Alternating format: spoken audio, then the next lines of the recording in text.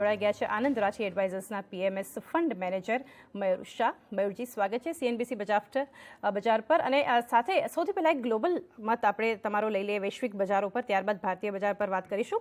Global slowdown જે રીતે આપણે જોઈ રહ્યા છીએ, યુએસમાં મિડ ટર્મ ઇલેક્શનને લઈને અનસર્ટેનિટી જે દેખાઈ રહી છે, નેગેટિવ ક્યુઝ મળી રહ્યા છે, સાથે જ આજે ઇન્ફ્લેશન નંબર્સ અવોઇટેડ છે.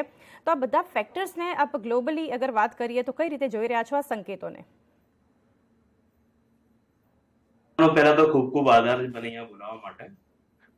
ડેફિનેટલી આજની તારીખમાં માર્કેટમાં ગ્લોબલી એક ચેલેન્જ ચાલી રહ્યું છે. એમાં મોટો કારણ છે જે જીઓપોલિટિકલ ટેન્શનના લીધે ઇન્ફ્લેશનરી પ્રેશર જે આવી ગયા છે માર્કેટના અંદર. ઇન્ફ્લેશનરી પ્રેશરમાં ઘણા બધા કોમોડિટી તો ઓલરેડી કરેક્ટ થઈ ચૂક્યા છે, પણ સ્પેસિફિકલી ફૂડ અને ફ્યુલ આ બે ઇન્ફ્લેશનના કારણ છે જે માર્કેટને થોડુંક આપણે એજ ઉપર રાખી રહ્યા છે. હવે આ માર્કેટને આપણે અગર ધ્યાનથી જોઈએ, એક વર્ષ પહેલા પણ આપણે ફ્યુલનો પ્રાઇસ, ઓઇલના પ્રાઇસીસ જોઈએ તો અરાઉન્ડ $100 આસપાસ ચાલી રહ્યા હતા, અને આજે પણ આપણે ક્લોઝ ટુ $100 છે. મારું માનવું એ છે કે લગભગ 2 મહિના પછી આ જે ઇન્ફ્લેશનરી જે ટ્રેન્ડ આપણને ગ્લોબલ માર્કેટમાં જે દેખાઈ રહ્યો હતો, જેના કારણે જે ઇન્ટરેસ્ટ રેટ ઝડપથી બધા સેન્ટ્રલ બેન્કર્સે વધાર્યા હતા, એ જે ઝડપ જે છે એ ધીરે ધીરે હવે સ્લોડાઉન થવાની છે. ઇન્ટરેસ્ટ રેટ સાયકલ આપણી પીક આઉટ લાગે છે, બીકોઝ ઇન્ફ્લેશન પીક આઉટ થતું લાગે છે coming 2 months down the line, કે 2 મહિના પછી લગભગ આપણને જે બી ડેટા પોઈન્ટ્સ આવશે એના બેસ ઇફેક્ટને કારણે, કે લાસ્ટ યરનું જે બેસ હતા બધા કોમોડિટી પ્રાઇસીસના, just because of optical base effect આપણને ઇન્ફ્લેશન કંટ્રોલમાં આવતો દેખાશે, અને ધીરે ધીરે જે ગ્લોબલ માર્કેટના જે ચેલેન્જ ઇન્ફ્લેશનના કારણે છે એ ડેફિનેટલી આપણને દેખાશે કે ઇન્ટરેસ્ટ રેટ પીક આઉટ થતા જશે અને ઇક્વિટી માર્કેટ ફરીથી એક ફેવર્ડ ડેસ્ટિનેશન બની જશે. લાસ્ટ આપણે 8-9 મહિનાથી જોયું છે કે કોન્સ્ટન્ટલી જે એફઆઈ નો આઉટફ્લો ચાલી રહ્યો હતો, એના કારણે ઇન્ડિયન માર્કેટમાં પણ આઉટફ્લો હતો, પણ લાસ્ટ 15 દિવસનું અગર આપણે ટ્રેન્ડ જોઈએ તો ક્યાંક ને ક્યાંક આપણને દેખાઈ રહ્યું છે કે ડોલર ઇન્ડેક્સ પણ પીક આઉટ થઈ ગયો છે. ડોલર હવે ધીરે ધીરે નબળો પડી રહ્યો છે, ઇન એન્ટિસિપેશન કે યસ ગોઈંગ ફોરવર્ડ ઇન્ફ્લેશન લાગે છે કંટ્રોલમાં આવશે 2-3 મહિના પછી. And equity markets always ahead હોય છે જે માર્કેટમાં થવાનું હોય છે, and we have seen certain amount of FI flow જે છે પાછું ઇન્ડિયન માર્કેટ તરફ આવી રહ્યું છે. Not only Indian market but global market જે આપણા કરતા વધારે કરેક્ટ થઈ ગયા હતા, એ લોકોમાં પણ વધારે પૈસા આજે જઈ રહ્યા છે.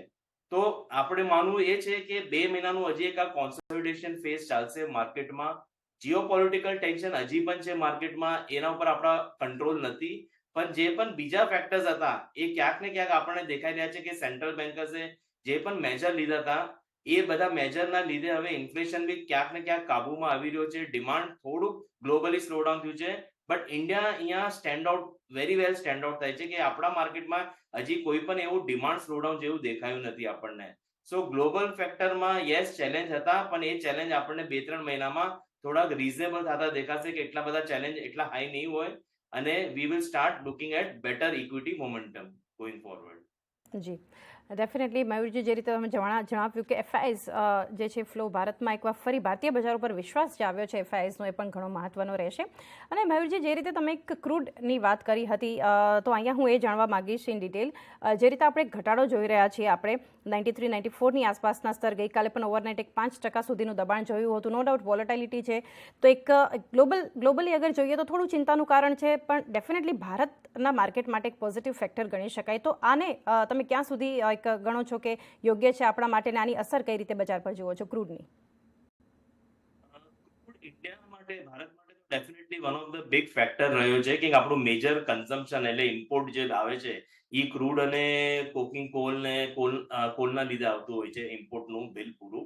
અને આપણા માટે એક ચેલેન્જ હોય છે જ્યારે બી આ પ્રાઇસીસ વધે છે. ઇન્ડિયન માર્કેટે એક ડિપ્લોમેટિક સ્ટેન્ડ લીધું છે on the inflation side and even on the crude side. આજે આપણા જે રિશ્તા છે, જે આપણે રિલેશન મેન્ટેન કરી રહ્યા છે with the Russian economy, with the Iran economy, જ્યાંથી આપણે ક્રૂડનું સોર્સિંગ કરી રહ્યા છે, તો ક્યાંક ને ક્યાંક આપણને જે ક્રૂડ પ્રાઇસીસ જે વધ્યા હતા ગ્લોબલ લેવલ પર, આપણા માર્કેટ માટે એટલું ઇમ્પેક્ટ નથી. We have been able to manage very well, કે આપણા માટે જે કોસ્ટ ઇમ્પેક્ટ હતો, આપણે સેન્ટ્રલ ગવર્મેન્ટે, આરબીઆઈએ બંને મળીને, ભેગા મળીને જેટલી બી કોમોડિટીઝ હતી, જ્યાં જ્યાં લાગતું હતું કે આપણે ઇમ્પોર્ટ પર ડ્યુટી કટ કરી શકે સમ સ્પેશિયલ આઇટમ પર, અને જ્યાં જ્યાં લાગતું હતું કે ભાઈ જે ઇસેન્શિયલ કોમોડિટી છે ઇન્ડિયા માટે, અને આપણે એના પર એક્સપોર્ટ જે થતું હતું ત્યાં પણ ક્યાંક બેન લાવે કે એક્સપોર્ટ ડ્યુટી વધારે, સો દેટ ઇન્ડિયામાં ઇન્ફ્લેશનરી ચેલેન્જ વધારે ના આવે.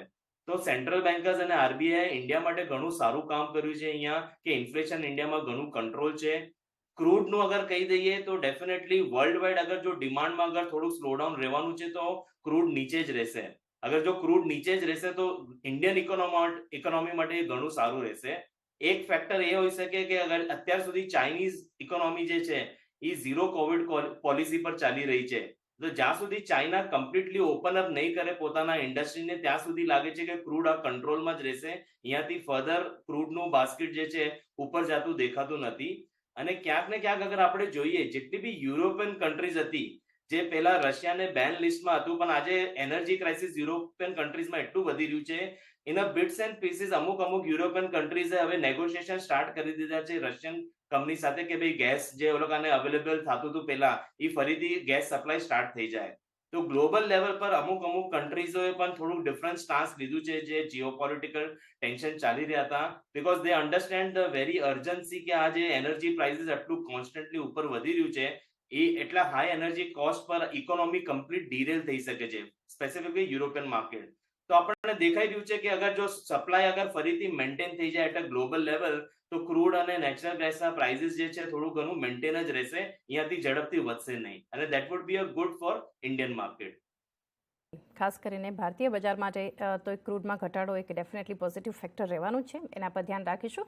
સાથે જ મયુરજી, રાઇઝિંગ ઇન્ટરેસ્ટ રેટ સિનારીઓ જે અત્યારે છે ગ્લોબલી પણ આપણે જોઈએ, આપણા બજારો માટે જોઈએ, તો આ વાતાવરણની વચ્ચે તમે કયા સેક્ટર્સ પર અત્યારે સલાહ આપો છો કે જો સારા રિટર્ન્સ જોઈતા હોય તો આ સેક્ટર પર ખાસ વોચ આઉટ રાખવું જોઈએ? રાઈટ.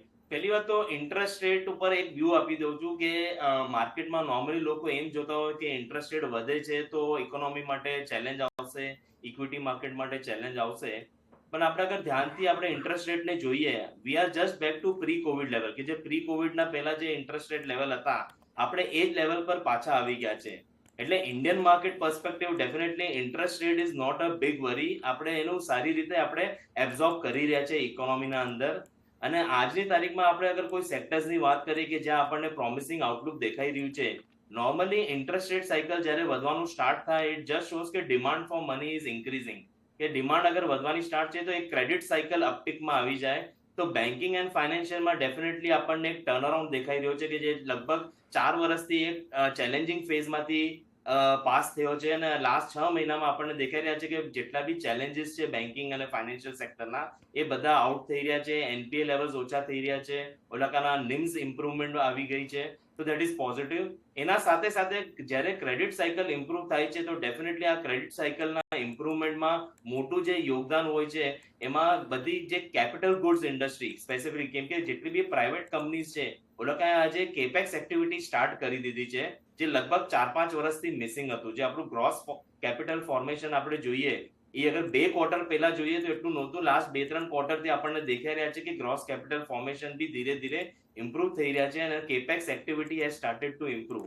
તો આ જેટલા બી કેપિટલ ગુડ્સ ઇન્ડસ્ટ્રીઝ છે, ઇન્ફ્રાસ્ટ્રક્ચર ઓરિએન્ટેડ કંપનીઝ છે, ઓલાકા ડેફિનેટલી બેનિફિટ થશે ઓલાકાને for the next coming 2 to 3 years.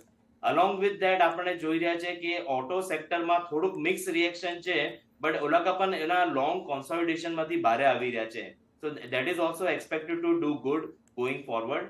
Chemical કંપનીઝના હમણાં ઘણા બધા રિઝલ્ટ આવ્યા છે, એક મિક્સ રિએક્શન દેખાયા છે. ઘણા કેમિકલ કંપનીઝના માર્જિન બહુ સારા આવ્યા છે, ઘણા બીજા કેમિકલ કંપનીઝના સારી એવી કંપનીના માર્જિનમાં બહુ પ્રેશર આવ્યું છે. તો આ મિક્સ રિએક્શન ચાલતું રહેશે four the next coming I can say 2 to 3 more quarters. આનું કારણ એ પણ છે કે અગર આપણે લાસ્ટ યર જોઈએ આપણે કોર્પોરેટ અર્નિંગ્સ પોઈન્ટ ઓફ વ્યૂથી, લાસ્ટ યર જે સપ્ટેમ્બર ક્વાર્ટર હતો એ બહુ સારો હતો કેમ કે લાસ્ટ યર સપ્ટેમ્બરના પહેલા જૂન ક્વાર્ટરમાં કોવિડ હતું. તો કોવિડ પછી એક પેન્ટઅપ ડિમાન્ડ લાસ્ટ યર દેખાઈ હતી સપ્ટેમ્બર ક્વાર્ટરમાં ને સપ્ટેમ્બર ક્વાર્ટરનું બેઝ ઇફેક્ટ બહુ હાઈ હતું. એના લીધે આજની તારીખમાં જે સપ્ટેમ્બર ક્વાર્ટરના જે નંબર્સ આવ્યા છે ઘણા બધા કંપનીના નંબર્સ આપણને મિક્સ રિએક્શન દેખાઈ રહ્યા છે, જેના માર્જિન પ્રેશર્સ દેખાઈ રહ્યા છે. બટ ટોપલાઇન ગ્રોથ જોઈએ અગર આપણે સેલ્સ અને રેવન્યુ ફ્રન્ટ પોઈન્ટ ઓફ વ્યૂથી જોઈએ તો ટોપલાઇન ગ્રોથ ઘણું સારું આવ્યું છે. તો it's only matter of time, may be 1 or 2 more quarters આપણે પાસ કરવું પડશે. તો ઘણી બધી કેમિકલ કંપનીઝ બી આપણને પોઝિટિવ દેખાઈ રહી છે ફ્રોમ ધ કરંટ લેવલ. સાથે